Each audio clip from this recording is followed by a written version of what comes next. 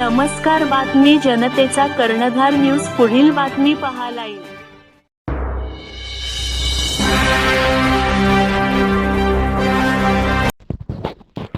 नमस्कार, बातमी गंगाखेडीतून. गंगाखेड तालुक्यातली पडेगाव हे जाणारा मेन हायवे रोडपासून पडेगाव 2 किलोमीटरवर अतिशय रस्ता उकडून गेलेला आहे. हे कामाची चौकशी व्हावा अशी गावकऱ्याच्या वतीने मागणी. त्रास होत आहे. आमदार साहेबाला सुद्धा निवेदन करून कुठलाच प्रकारचा हे रस्ता दुरुस्त झालेला नाही. जनतेचा कर्णधार न्यूज गंगाखेड इथून पडेगाव.